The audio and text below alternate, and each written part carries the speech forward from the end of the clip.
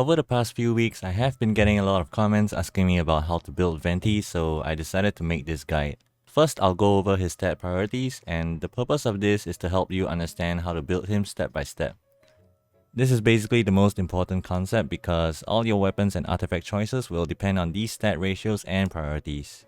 So if you've seen other guides out there, they're mostly saying that you want attack percent, Anemo percent, and crit rate or crit damage on your artifact main stats. But this isn't exactly always true, and you'll know why when I talk about his stat ratios.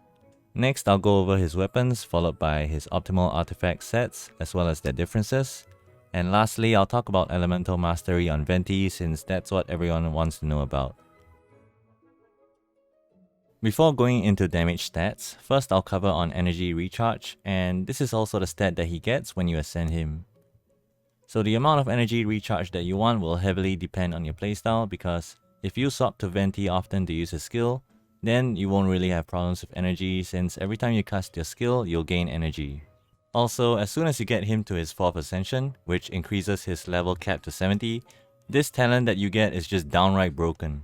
It refunds 15 energy to him after his burst ends, while also giving the characters in your party another 15 energy if they are the same element that the burst absorbed.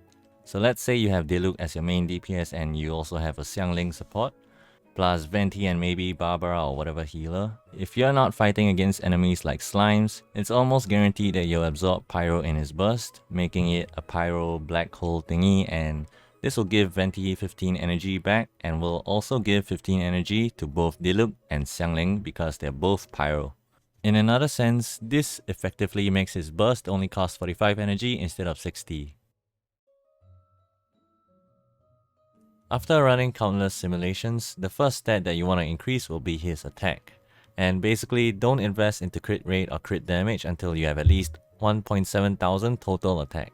This is exactly why crit rate main stat on your circlet isn't always better than attack percent. Also, your weapon will affect your artifact main stat choices because if you're using the Favonius War Bow, then it's going to be really difficult to upgrade your circlet from attack percent to crit rate or crit damage because first of all, it has a really low base attack, and second of all, its secondary stat is energy recharge. The second stat priority will be his Anemo bonus damage, and currently there aren't many ways to get Anemo bonus damage for bow users, so this will mainly come from your Goblet artifact main stat with Anemo bonus damage, along with the Viridescent 2-piece. After getting 1.7 thousand total attack and a decent amount of Anemo bonus damage, you can then start to invest into crit rate and crit damage. Ideally, you want your crit damage to be 2 times more than your total crit rate. So for example, if I have a 41.3% crit rate here, then ideally my crit damage should be around at least 80%. Weapon choices for Venti mainly depends on whether he needs energy recharge or not, so I decided to split them into 2 categories. The first category will consist of weapons with energy recharge, such as the Sacrificial Bow and the Favonius War Bow. And if you want to just pick a bow to use in general, then I would stick with the Favonius War Bow. It has a low base attack, but it does have a high energy recharge. Basically, what it does is that it gives your entire team a decent amount of energy every 12 seconds, and also works even if Venti isn't the active character. The second option would be the Sacrificial Bow, and what it does is that it resets the cooldown of your skill, and having more cast will basically give you more energy particles as well. The TLDR of the Favonius versus the Sacrificial Bow is that the Favonius gives more energy to your team, while the Sacrificial Bow gives less energy but has a much higher base attack. The second category of weapons are bows that do not give energy recharge, and it's quite difficult to tell you whether weapons in this category is better than the bows with energy recharge or not because energy recharge depends on your playstyle and your team's energy requirements. But what I can easily tell you is that if you have like 20% energy recharge from your substats, or if your team consists of characters like Kating and Fischl with no energy requirements, then using the Skyward Harp is pretty much a no-brainer. The best in slot weapon for Venti in the endgame would be the Skyward Harp, and it's pretty obvious because having both crit rate and crit damage is just straight up broken. The second best bow under this category will be the Amos bow, and this is mainly because of its huge attack secondary stat, which is at 49.6 at level 90. The third weapon will be the Stringless because of its additional bonus damage on your skill and burst, but this is actually worse than the Aimer's Bow because it has a much lower base attack, and you're effectively comparing 24% bonus damage to 49.8% attack. So if you don't have any of the bows that I just mentioned, then the better craftable bow as of patch 1.0 would be the Prototype Crescent. And this is just mainly for the attack secondary stat and nothing else. So now I'll quickly go over the artifact sets for the early game. In the early game, the only few sets that you need will be anything that gives you attack plus 18% or energy recharge plus 20%. So for energy recharge, you have the Scholar or the Exile. And you can even get both 2-piece sets for a total of 40% energy recharge if you feel like you don't have enough. If you're using a weapon with energy recharge, then you can go for the Braveheart or the Resolution of Sojourner 2-piece as well. For late game artifacts, the best one is most probably going to be the Viridescent 4-piece, and the Noblest 4-piece is also a good alternative as well. So if you're going to use the Viridescent 4-piece, the purpose of this is mainly to reduce the enemy's resistance to your main DPS, and how you do that is by proccing Soul. So let's say if I have Diluc, then I would want to proc Soul after applying Pyro to reduce the enemy's Pyro resistance so that my Diluc does more damage in general. But if you're not using an elemental DPS like Diluc, like let's say maybe you're using a physical Kating or like a physical Razor, then you might want to go for the Noblest Oblige 4-piece set.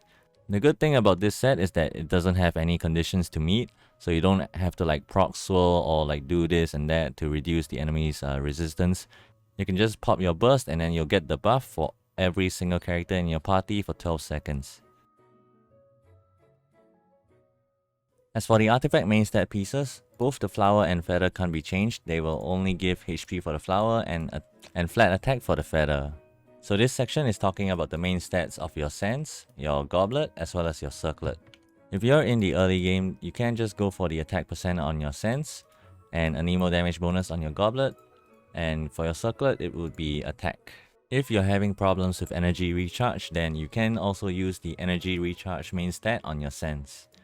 If you don't have Anemo damage bonus on your Goblet, then you can just stick to attack percent in the early game.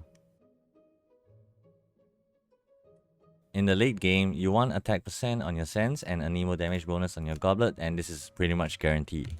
For the Circlet artifact, it will depend on whether you have a total attack of 1.7 thousand, and if you can get that amount of attack without the Circlet artifact, then go for crit rate or crit damage main stat. Again, you want to make sure that your crit damage is around 2 times more than your crit rate, and this does not mean that it's better if your crit damage is like 3 times or even 4 times more than your crit rate, because the optimal ratio is 1 to 2 for crit rate to crit damage. Alright, now the big question that most people have in regards to building Venti is whether Elemental Mastery is worth building on Venti. The TLDR that I have for you is, do not go full EM on him, but investing EM from substats is perfectly fine. So I made this chart using this app.creately.com, and I created a list of all possible scenarios whereby either Venti or the other characters will trigger reactions. So boxes in green shows that Venti is the trigger for whatever elemental reaction that it states in the box. And yellow means that there is a chance for Venti or another character to trigger a reaction. As for the red box, it means that Venti has 0% chance of triggering a reaction. So for this chart, I used Venti plus Xiangling plus Kating, but of course you can replace Xiangling and Kating with another, Pyro character or Electro character. So the starting point of this is when Venti uses his burst and it absorbs Electro for this scenario. So in this scenario, there are 3 different characters and 3 different elements from each of them. So let's say when Xiangling applies the Pyro element, what's going to happen next is that if the enemy has the Electro debuff on it already, then Xiangling will trigger Overload. If the enemy doesn't have the Electro buff yet, and Kating or Venti applies Electro, then either Venti or Kating will trigger Overload. On the other side, when Kating or Venti applies Electro, as in from his burst absorbing Electro, then there are another 2 possibilities for this. So if the enemy has the Pyro element already, then either Venti or Kating will trigger Overload. But if the enemy doesn't have Pyro, then Xiangling will apply Pyro, which makes her the trigger for the Overload. And in the middle is when Venti applies Anemo, and this is guaranteed for him to trigger Soul. So what happens next with Swirl is that, again, there are 3 different characters. So Swirl will either spread Pyro or spread Electro based on whichever element that it was triggered with. So if it spreads Pyro and the enemy has the Electro buff already, then Xiangling will trigger Overload. If the enemy doesn't have the Electro buff, either Venti or Kating will apply the Electro debuff, and then this means that Venti or Kating will trigger Overload. If Swirl spreads Electro and the enemy already has the Pyro debuff, then it is guaranteed that Venti triggers Overload. And this is basically the only time that Venti is guaranteed to trigger Overload, aside from Swirl above. So I hope that the graph wasn't too hard to read or understand. I actually only took like 10 minutes to plot out the possibilities, and it also does not account for each character's rate of applying elements, which will be a huge factor for each character's chance to trigger a reaction. The graph was mainly to show the possible scenarios during Venti's burst, but if you can somehow control the possible outcomes, then please DM me on Discord. I do also have other points on why I don't build EM on Venti, so I'll just finish this video with that. So first, Swirl is guaranteed to be triggered by Venti, but the additional elemental reactions aren't, which is why Viridescent will be your best investment into boosting Swirl's damage, but Elemental Mastery is kinda sketchy to me. I just don't think it makes sense, because if I invest like 400 worth of Elemental Mastery on Venti, and if he doesn't act as the trigger, then the entire 400 stats that I invested is just like wasted. So personally, I just prefer to build on stats that are consistently effective. The second point that I have is that elemental reactions cannot crit. I'm sure most of you will know, well, except for Melt and Vaporize. And how they scale in the late game is still like under research, whereas crit is definitely going to scale very well into endgame.